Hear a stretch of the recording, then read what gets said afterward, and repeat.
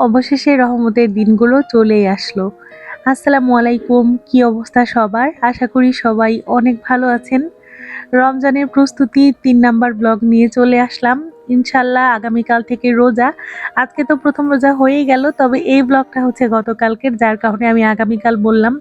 ১ম রোজাটা সবার কেমন কেটেছে অবশ্যই কমেন্ট করে জানাবেন। আর এই তো গতকালকে সকাল, সকাল ঘুম থেকে উঠে গেছিলাম। যেহেতু শনিবার ছিল, সকাল সকাল আর স্কুল নাই, খুব একটা তাড়াহুড়োও নাই। আমি সুন্দর একটা সকাল উপভোগ করতেছিলাম। আর অনেক দিন আগে ফ্রিজে হচ্ছে আমি একটা আদা, হলুদ, তারপরে আমলকি এগুলা দিয়ে বরফ করে রাখছিলাম। তো সেইগুলো দিয়ে হচ্ছে একটু পানি গরম করে খেয়ে নিলাম। আর এখন হচ্ছে ব্রেকফাস্ট তৈরি করব। ওর বাবা অলরেডি খেয়ে দিয়ে অফিসে চলে গেছে। এখন হচ্ছে বাবুরাও খাইছে, কিন্তু ওদের হচ্ছে এখন আমার খাবার দেখলে আবার ওদের ডিম খেতে ইচ্ছা করবে। ডিম, ব্রেড এগুলো আসলে ওরা অনেক বেশি পছন্দ করে, কিন্তু আমি প্রত্যেকদিন ওদেরকে এই একই ধরনের খাবার দিতে ভালো লাগে না আসলে। তো আমি ভাবলাম যে আমি যেহেতু নিজের জন্য একটা নাস্তা বানাচ্ছি, তো ওদের জন্য একটু এক্সট্রা করে বানালে দেখা যাবে ওরাও আমার সঙ্গে শেয়ার করে খেতে পারবে। মানে ডিমের ঘ্রাণ যদি আরাফের নাকে যায়, ও পিঁপড়ার মতো প্লেটের কাছে চলে আসে। একটু পরেই দেখতে পারবেন যে কি করে। সঙ্গে আমি হচ্ছে একটা গাজরের অর্ধেক কেটে নিছি। আর এই তো টেবিলটাকে আগে সুন্দর মতো ক্লিন করে ফেললাম। আর রমজান মাসে আসলে আমি টেবিলে খুব বেশি জিনিসপত্র রাখতে পছন্দ করি না, কারণ ইফতারের সময় এমনিতে অনেক বেশি আইটেম থাকে, আরও বেশি ডেকোরেশন থাকলে সব আসলে মানে কেমন জানি লাগে দেখতে। তো আমি একদম মিনিমাল রাখার ট্রাই করছি, সবসময় সিম্পলি আমার বেশি ভালো লাগে। এখানে আমি একটা গাজর খাচ্ছিলাম, আর এর মধ্যে আমার ২ বাচ্চা এসে হাজির, মাশাআল্লাহ আলহামদুলিল্লাহ। তো এখন হচ্ছে ওরা আমার সঙ্গে শেয়ার করে আবার খাবে। এটা হচ্ছে ওদের স্ন্যাক্স বলা চলে, কারণ তখন প্রায় হচ্ছে 11:30 মতো বাজে।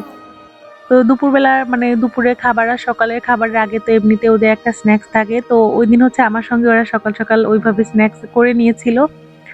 এরপরেই তো রং চা খেলাম, আর তারপরে হচ্ছে এই জায়গাটাকে গুছিয়ে নিলাম। এখানে হচ্ছে আমি বাড়তি যেসব জিনিসপত্র ছিল কৌটা সবকিছু সরায় রাখছি, যেগুলো প্রত্যেকদিন লাগবে। যেমন ধরেন যে খেজুর, মুড়ি, তারপরে হচ্ছে আখের গুড়, ট্যাং এগুলাকে এখানে রাখবো।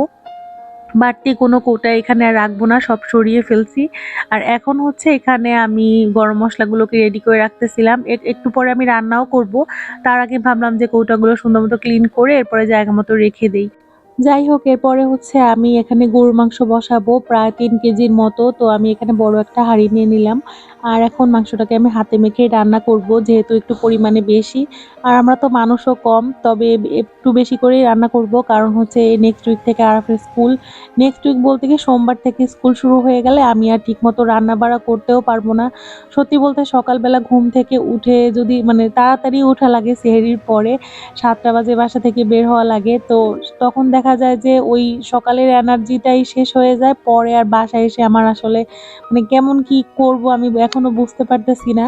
তো ভাবলাম যে একটু ২ দিনের খাবার যদি প্রিপেয়ার করে রাখি, আর সঙ্গে একটা ভাজি বা একটা মাছের তরকারি করে রাখলে আমি আসলে মানে এটা একটু টেস্ট করতে চাই যে আসলেই কেমন করে দিনগুলো পার করব, কারণ স্কুল বন্ধ হতে অনেক দেরি।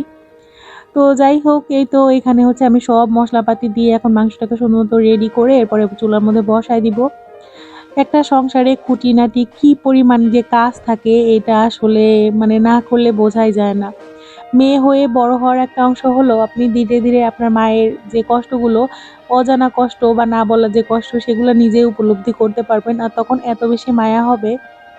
এখন তো আমাদের হেল্পিং হ্যান্ড আছে, রান্না করতে সবকিছু অনেক বেশি ইজি হয়।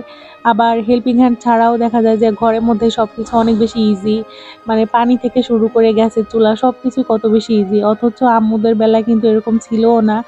আমি যেহেতু মধ্যবিত্ত পরিবারের মেয়ে, আমি মানে একদম ছোটবেলা থেকে দেখেছি যে মাটির চুলায় রান্না করা, এরপরে হচ্ছে টিউবওয়েল চেপে পানি আনা, অনেক কিছু আসলে। মানে যদিও সংসারে ২-৩ জন মানুষ ছিল, কিন্তু প্রত্যেকেরই আলাদা আলাদা স্ট্রাগল পিরিয়ড গেছে। তো যাই হোক, এই তো এর মধ্যে আমার রান্নাটাও কমপ্লিট হয়ে গেল। আর এটা হচ্ছে আমার সেই চা খাওয়ার এরিয়াটা। তো এই রুমেই দেখা যায় নামাজ কালাম বেশিরভাগ সময় পড়া হয়। আবার আমার আরেকটা বেডরুম আছে, ওখানেও পড়া হয়। তবে ভাবলাম যে এবার রমজানের ডেকোরেশনটা এই রুমেই করি। আর যেহেতু ছোট ছোট ২ টা বাচ্চা আছে, আর আরাব যেহেতু বড় হচ্ছে, তো আমার আসলে ভালো লাগে যে এরকম করে সাজিয়ে গুছিয়ে রাখলে ওদের মধ্যেও একটা মানে আনন্দ বা ফেস্টিভ। আসলে রমজান তো আমাদের জন্য অনেক বড় একটা মহা উৎসবের মতো, আল্লাহ তাআলার ইবাদতের একটা মাস। তো ঘরের মধ্যেও সেরকম একটা পজিটিভ ভাইব যদি তৈরি করে রাখা যায়, এমনিতেই দেখবেন যে ভালো লাগে।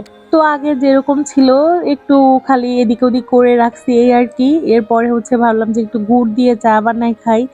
আসলে কালকে থেকে রোজা শুরু হয়ে গেলে তো আর চা ঠিকমতো খাওয়া হবে না, হয়তো হবে হয়তো হবে না বলতে পারতেছি না, সময়ের উপর সবকিছু ডিপেন্ড করবে। তো যাই হোক, বসে বসে কিছুক্ষণ চা খাচ্ছিলাম আর এখানে আম্মুর সঙ্গে ভিডিও কলে কথা বলতেছিলাম। অনেক দিন হয় আম্মুর সাথে ঠিকমতো কথাও বলা হয় না, কাজের এত ব্যস্ততা। তো যাই হোক, আম্মুর সাথে কথা টথা বলে এরপর আবার রাতে কি রান্না করব সেগুলো প্রিপেয়ার করতে হবে। তো এখানে আমি সব সবজিপাতি নামায় রাখছি। আমি আর আসলে এরকমই হয়, আপনাদের কি কখনো এরকম হয় যে রান্না করব একটা কিছু ভেবে রাখছি কিন্তু পরে দেখা যায় অন্য কিছু রান্না হয়ে যায়? আমি প্রথমে ভাবছিলাম যে ফুলকপি দিয়ে মাছ রান্না করব, পরে আবার ভাবলাম যে ডাঁটা আছে ফ্রিজে, তো ডাঁটাটাই আগে খেয়ে ফেলি। আর এখানে হচ্ছে চিংড়ি মাছ দিয়ে আমি লাউ ভাজি করতে চাইছিলাম কিন্তু আমি চিংড়ি মাছ দিতেই ভুলে গেছি। তো যাই হোক, তারপরে মজা হয়েছিল মাশাআল্লাহ, আলহামদুলিল্লাহ। আর তখন প্রায় রাত 8:30 বাজে, অলরেডি তারাবির নামাজ শুরু হয়ে গেছে মসজিদে মসজিদে, সবাই রামাদান মোবারক জানাচ্ছিল। মাগরিবের আজানের পর থেকে প্রত্যেক মসজিদে মসজিদে যে অ্যানাউন্সমেন্টটা করতেছিল, এইটা মানে শোনার পরে আসলে মনের মধ্যে একটা আলাদাই শান্তি বিরাজ করে। সত্যি বলতে এত বেশি ভালো লাগতেছিল। আর এই তো এরপর হচ্ছে আমি রান্না করে ফেললাম, আর রান্না করতে করতে দেখা গেল যে অনেকটাই সময় হয়ে গেছিল। এরপরেই তো নামাজ কালাম শেষ করে আমার বোন আদা পানি বানায় দিল, প্রত্যেকদিন রাতে ও এই কাজটা করে। এই ছিল আমার রমাদানের প্রস্তুতি পর্ব 3। কালকে থেকে রোজার ব্লগ শেয়ার করব। আজকের মতো এখানেই বিদায় নিচ্ছি। আল্লাহ হাফেজ।